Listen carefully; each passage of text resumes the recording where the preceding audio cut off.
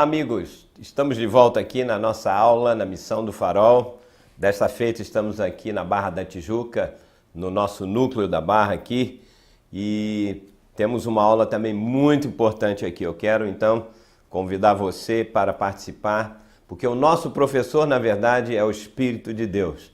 Nós somos bons alunos. A minha função é apenas conferir as coisas espirituais, ou seja, com a palavra escrita, com coisas espirituais, que é a palavra do Espírito. Então, aquilo que nós lemos na palavra, o Espírito Santo vai testificar na tua vida. Embora seja uma aula, o mover de Deus vai ser muito importante para nós. Então, vamos lá. Eu quero declarar que, mais uma vez, a sua mente, o seu espírito, o seu coração será inundado pela presença do nosso Deus, nosso Senhor Jesus Cristo, porque Ele está fazendo uma obra nesses últimos dias de esclarecimento. Na verdade, eu posso até dizer que há um novo avivamento acontecendo de uma maneira tremenda, um avivamento da restauração da palavra viva de Deus. Então, abra sua Bíblia, você que tem nos acompanhado já nas últimas aulas, e eu quero apenas lembrar que nas últimas aulas, aliás, nas duas últimas aulas, nós falamos sobre um quadro, uma visão panorâmica aos olhos de Deus do que é a verdadeira Igreja de Jesus Cristo. Quais são as pessoas que fazem parte desta igreja? Porque eu iniciei esse curso mostrando para vocês que existem 3 grupos de pessoas aos olhos do Senhor, não é verdade? Primeiro, o povo natural, o povo judeu, né? E depois eu falei sobre os gentios, que são os não-judeus que têm, aliás, que não têm a lei de Moisés, não têm os mandamentos, não têm as promessas. E, finalmente, o terceiro grupo, só para refrescar sua memória, nós falamos sobre a nova raça, a Igreja de Jesus Cristo, o povo da nova aliança, que é o tema da nossa série. A nova aliança, aliança de espírito e vida. Esse é que é, portanto, o nosso tema. Então, nas duas últimas aulas, se você está lembrado, eu falei usando o texto de Paulo aos Efésios, do capítulo 1 ao versículo 19, e Apocalipse, capítulo 7, quando João também apresenta, através daquela listagem de 12 tribos, né, referindo-se ao nome de cada uma delas, na verdade, definia quem era verdadeiramente a Igreja de Jesus Cristo. Então, nós vamos continuar hoje para mostrar, e eu, se não me engano, eu terminei lendo 1 Coríntios, quem quiser anotar, capítulo 10, os dois, versículo 32 e versículo 33. 1 Coríntios, capítulo 10, versículo 32 e 33, exatamente para justificar, porque não foi invenção minha, não tirei isso de uma conclusão pessoal. Não, eu sempre gosto de tirar as coisas que eu falo da própria Bíblia, da própria palavra. E Paulo escreveu isto: não vos torneis pedra de tropeço, nem para judeus, primeiro grupo, certo? E ele continua dizendo, nem para gentios, que é o segundo grupo, e nem tampouco para a Igreja de Deus. Então, Paulo definiu muito bem, né? Não ser pedra de tropeço para esses 3 grupos. E ele continua, assim como eu também procuro em tudo ser agradável a todos, aos 3 grupos, obviamente, não buscando o meu próprio interesse, mas o de muitos, para que sejam salvos. Como eu falei, Paulo fala desses 3 grupos, né? O judeu natural, o povo gentio separado de Deus, e ele fala principalmente sobre essa nova raça, esse novo grupo, o novo povo, o verdadeiro Israel de Deus. Um povo que foi eleito, que foi escolhido por graça. O único povo que Deus escolheu para poder realizar o propósito de Deus aqui na terra. E vamos continuar então. Eu quero aproveitar agora, usando o mesmo contexto que Paulo usou no livro de Efésios, eu quero que você abra comigo Efésios capítulo 2, eu vou ler apenas um versículo, versículo 11, Efésios 2 e 11. Olha como Paulo, agora você vai ver, daqui para frente ele vai expor, misturando esses três grupos, expor de uma maneira como um bom mestre, como um bom advogado que Paulo era, ele sabe fazer. O nosso professor é Paulo, nós somos todos alunos aqui. Então olha o que ele diz: portanto, lembrai-vos de que outrora, ou seja, no passado, vós gentios na carne, chamados incircuncisão, por aqueles que se intitulam circuncisos na carne, por mãos humanas. Então veja, Paulo usa essa expressão, gentios na carne. E a outra expressão que nós acabamos de ler que ele diz aqui é aqueles que se intitulam circuncisos na carne. Ou seja, Paulo está mostrando que estes dois grupos, os incircuncisos são os gentios e os circuncidados são os judeus. O que ele está dizendo é que esses dois grupos aqui estão na carne. Você notou isto? E se eles estão na carne, eles não são simplesmente pelo fato de serem gentios ou judeus, circuncidados ou não, não interessa. Se eles estão na carne, eles não são o povo escolhido para realizar as obras que Deus preparou. Por isso que nós precisamos entender. Eu quero fazer agora uma pergunta muito importante dentro disso aqui. Por que que ele diz gentios na carne, chamados incircuncisão? Porque quem é que chamava o povo gentio de incircuncisão, incircuncidado? Como nós lemos, era o povo judeu, porque eles, como judeus, eram circuncidados no prepúcio da carne. Então, eles chamavam os gentios de incircuncisos, ou seja, vocês não estão na aliança, porque, se não me engano, eu já falei aqui, porque o fato, a prova de que o povo judeu estava em aliança com Deus era se eles fossem circuncidados. Se eles não fossem circuncidados, estavam fora da aliança, quebraram a aliança. Aliás, isso hoje em dia também, quem é o povo da aliança? É aqueles que são circuncidados no Espírito. Mas isso a gente vai falar mais adiante. Na verdade, os judeus, voltando a esse versículo 11, eles eram judeus porque eram circuncidados, mas veja bem, na carne. Por isso é que eles se achavam o único povo digno, né, de ser o povo de Deus. Mas Paulo, no entanto, quando escreveu, ele disse, olha, os judeus chamam vocês de gentios, achando que eles são o povo escolhido, mas de fato eles não são melhores do que vocês também. Por quê? Porque tanto vocês quanto eles estão longe de Deus.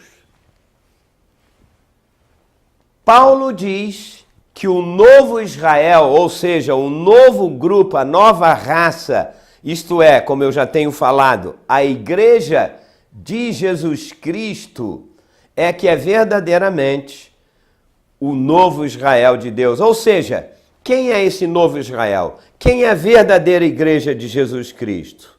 São todos os judeus e todos os gentios que são circuncidados no Espírito. Você viu a diferença? Antes era judeu circuncidado na carne, gentio era incircunciso. Então, Paulo está definindo que a única e verdadeira igreja é formada por judeus circuncidados no Espírito e os gentios também, por sua vez, circuncidados no Espírito. Ora, só para você entender um pouquinho melhor, desde Moisés até Jesus, era necessário que o povo judeu fosse circuncidado na sua carne, o judeu natural. Então, pelo fato dos gentios não serem circuncidados, eles eram chamados pelos judeus de incircuncisos. Hoje, agora, na nova aliança, na aliança do Espírito, como está lá no quadro, aliança de vida, para fazer parte do povo da graça, você tem que receber, primeira coisa, o arrependimento. Arrependimento esse concedido por Deus como um dom, pela fé. E ser circuncidado no Espírito. Ou seja, ser batizado, ser mergulhado no Espírito. E no momento em que você é mergulhado no Espírito, você é selado por Deus. A partir daí, você vê que essa é a figura verdadeira. Ah, pastor, mas então veja só. O judeu que era circuncidado na carne, o que representava então aquilo? Era apenas uma figura da verdadeira circuncisão, ou seja, a circuncisão do coração no espírito. Porque nós sabemos que todas as figuras, os rituais, as festas, as leis, guardar luas novas, tudo aquilo eram sombras e figuras de uma realidade que viria quando Jesus voltasse, quando ele viesse pela primeira vez. Por quê? Essa realidade era exatamente o cumprimento das realidades espirituais. Aquilo eram sombras.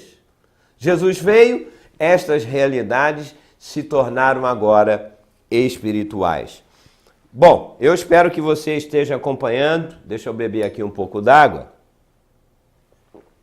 porque eu quero mostrar para você uma coisa muito importante. Deixa eu anotar aqui. Abra sua Bíblia aí no livro de Hebreus, capítulo 9. Olha aqui, ó. Hebreus, capítulo 9. Eu vou ler alguns versículos intercalados. Versículo 11, depois versículo 23 e 24, ok? 11, depois de 23 até o versículo 24. Se você já achou, se você quiser acompanhar comigo, fique à vontade, né? Vamos ver o que Paulo diz aqui. Olha só. Quando, porém, veio Cristo como sumo sacerdote dos bens já realizados, mediante o maior e mais perfeito tabernáculo, não feito por mãos. Obviamente, esse era o tabernáculo de Moisés, não é isso? Que era feito por mãos humanas. Mas Jesus veio como grande sumo sacerdote de bens já realizados. Então diz assim, não feito por mãos, ou seja, quer dizer, não desta criação. Agora vamos para o versículo 23 e o 24. Era necessário, portanto, que as figuras das coisas que se acham nos céus se purificassem com tais sacrifícios. Mas as próprias coisas celestiais, com sacrifícios a eles superiores.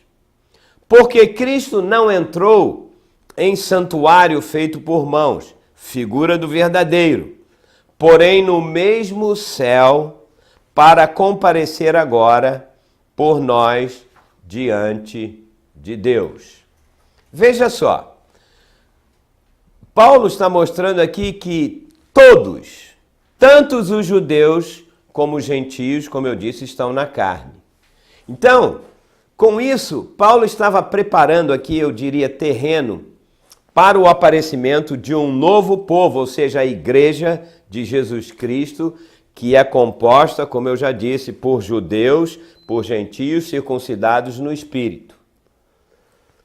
Mas agora, presta atenção, uma coisa assim muito importante, é que, infelizmente, muitos cristãos hoje tem a pessoa de Jesus Cristo na sua vida da mesma maneira que o povo judeu tinha a lei, tinha Moisés, eles têm da mesma maneira que o povo tinha. Ou seja, não era algo que funcionava e que transformava verdadeiramente a vida deles. Eles tinham lá a lei e tentavam cumprir os rituais, mas aquilo não trazia vida para eles.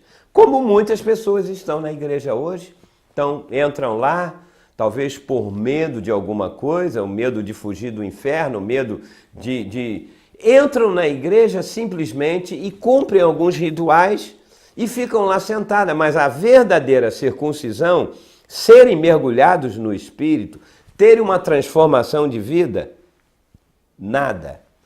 Porque Jesus disse que aqueles que são dele têm que sofrer, pelos frutos vão demonstrar uma transformação de vida. Então, se a pessoa simplesmente conhece, vamos dizer, a doutrina cristã ou evangélica, só conhecer isso, mas sem ter uma transformação de vida, não vai adiantar nada. Era como o judeu, que tinha a lei, tinha os mandamentos, as ordenanças, mas o coração dele estava completamente longe de Deus. Muito bem. É bom lembrar uma outra coisa também importante. Os judeus, eles rejeitaram a Jesus. Que Jesus nada mais é do que a própria graça de Deus.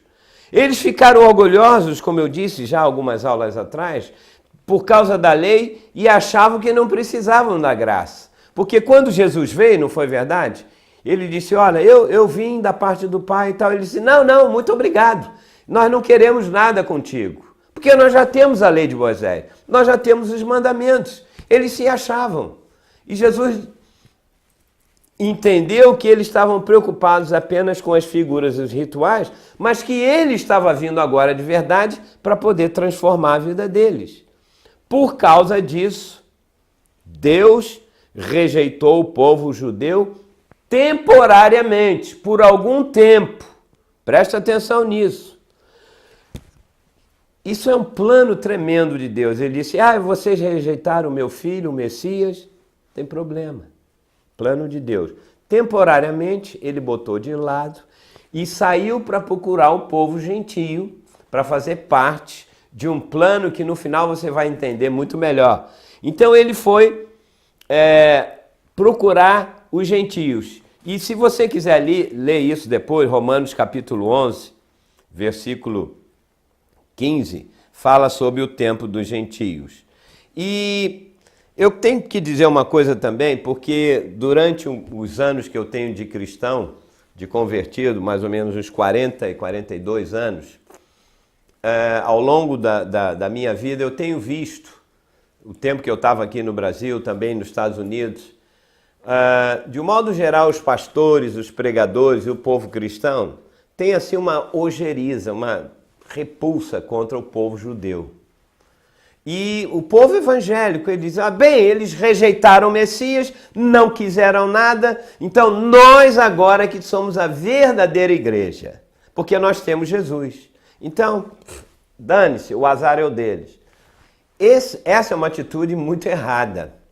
Nós vamos ver aqui. Porque, na verdade, Deus rejeitou temporariamente. Mas, como cristão, nós não podemos também ficar cheio de orgulho espiritual, batendo no peito e dizendo, eles rejeitaram nós que temos Jesus, temos o Espírito e tal. Não, essa não é a atitude correta. Vamos ler aqui Romanos capítulo 11, eu quero ler no início. Agora nós vamos começar a dissecar isto aqui, porque o livro de Romanos ele é tremendo.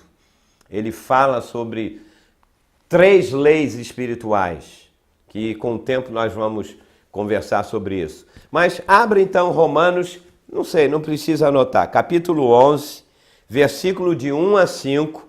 Vamos ver o que Paulo fala sobre o fato de Deus ter rejeitado então o povo judeu, Mas ele tem um plano mais adiante. Ele não rejeitou completamente, como eu disse, infelizmente muitos líderes cristãos, povo evangélico, acham, não, eles estão fora, perderam e não tem mais vez. Não, nós temos que perceber que foi uma coisa provisória para que pudesse alcançar a gente, ok? Mas olha, cuidado então com o que a gente diz, porque para isso eu quero dissecar agora, versículo por versículo, vamos até lá e vamos ver o que Deus vai complementar para você. Olha só, como um bom advogado, como um bom defensor, Paulo começa assim no versículo 1. Pergunto, pois, terá Deus, porventura, rejeitado o seu povo? Será que Deus rejeitou o povo judeu? Resposta clara, 3 palavras. De modo nenhum. Ei, se Deus não rejeitou o seu povo, de modo nenhum, como Paulo disse, como é que nós vamos poder rejeitar o povo judeu hoje? Agora, ele continua dando as justificativas. Porque eu também sou israelita, descendência de Abraão, da tribo de Benjamim. Olha Paulo dizendo, o grande apóstolo da nova aliança, dizendo, Deus não rejeitou o povo dele. Aliás, eu, Paulo, sou da descendência de Abraão. Eu sou como judeu, aliás, da tribo de Benjamim. Deixa eu fazer um adendo aqui. Você sabe que a tribo de Benjamim era a tribo menor, a tribo, vamos dizer assim, a pequena, mais insignificante. E Paulo veio dessa tribo. Por isso que ele mudou o nome dele de Saulo para Paulo, porque era um homem pequeno, de uma tribo pequena, um homem humilde. Isso tem uma aplicação aqui para a gente. É como Paulo disse, lembra que uma vez ele falou isso? Eu, o menor dos apóstolos. Ele se referia ao fato de ser da tribo de Benjamim e nem ousava se comparar com os outros apóstolos. Eu, o menor dos apóstolos, o Senhor me escolheu para ir ser apóstolo dos gentios, e ele começa a expor a situação dele. Na prática significa que se a gente começar a ensoberbecer, vangloriar da nossa posição hoje em Cristo, né, de sermos o povo que foi não rejeitado, mas que agora temos Jesus. Não, Paulo, ele tinha posição. Eu sou o menor dos apóstolos, da tribo de Benjamim. Deus não rejeitou. Continuando. Deus não rejeitou o seu povo, o povo judeu. Estou lendo. A quem de antemão conheceu. Ou não sabeis que a Escritura refere a respeito de Elias, como insta perante Deus contra Israel, dizendo, Senhor, olha que argumento bíblico que Paulo está usando, presta atenção, ele sempre usava, para justificar a posição dele, ele sempre usava a própria Bíblia, a própria Torá, a própria palavra. Ele disse, olha, com respeito a Elias, ele diz, Senhor, mataram os teus profetas, arrasaram os teus altares, e só eu fiquei, e procuram tirar minha vida. Lembra do profeta Elias? Que se achava, né, que ele estava sozinho, só ficou ele naquela disputa com os profetas lá, e Paulo usou esse argumento. Agora, olha o que Paulo diz. Que lhe disse, porém, a resposta divina. Tipo, Elias, reservei para mim 7.000 homens que não dobraram os joelhos diante de Baal. Assim, pois também agora Paulo falando, hein? Também agora no tempo de hoje, eu gostaria que você grifasse essa expressão, sobrevive um remanescente segundo a eleição da graça. Já não é pelas obras. Do contrário, a graça já não é graça. Para entender um pouco melhor, a razão dessa pergunta aqui é porque no capítulo 9, no capítulo 10, parece a princípio, se você ler o capítulo 9 e 10, parece que Paulo estava mostrando que Deus tinha abandonado Israel. Aparentemente, se você ler sem entender, mas como algumas pessoas pensam. Mas no capítulo 10 de Romanos, em certo sentido também, parece que Paulo estava contra Israel. Mas no capítulo 11, lembra na primeira aula, se não me engano, ou na segunda, eu mostrei para vocês que o capítulo 9, 10 e 11 é muito importante. Por isso você não pode pegar um capítulo e ler, no capítulo 10 Paulo fala isso, está contra os judeus. Bom, continua a interpretação, vamos ver o que ele vai falar, tá? Por isso é importante você ler os blocos para não interpretar fora do contexto. Então agora no capítulo 11, ele diz que há um remanescente, reservado segundo a eleição da graça. Ora, lembra? Elias se achava sozinho, não tem ninguém. Deus disse, não, tem um remanescente, e esse remanescente era o do povo judeu, que não dobrou seus joelhos para Baal. Então, existe, guarde isso, também um remanescente do povo de Israel nestes dias que não vão se dobrar para os deuses deste mundo, nem tampouco para a religiosidade sem vida, os rituais sem vida, mas este povo vai se tornar um remanescente da graça de Deus, vão crer no Messias, vão crer em Jesus, ok? Então, vamos continuar aqui no texto, porque Deus realmente não rejeitou o seu povo. Aqueles que de antemão, como disse lá, ele conheceu. Vamos ao versículo 6, tá? Eu estou lendo então, versículo 6 ao versículo 12. Como diz lá em cima, e se é pela graça, já não é pelas obras. Do contrário, a graça já não é graça. Que diremos, pois? Paulo argumentando. O que Israel busca, isso não conseguiu, mas a eleição o alcançou. E os mais foram endurecidos, como está escrito. Deus lhes deu espírito de entorpecimento, olhos para não ver e ouvidos para não ouvir, até o dia de hoje. Olha o argumento de Paulo.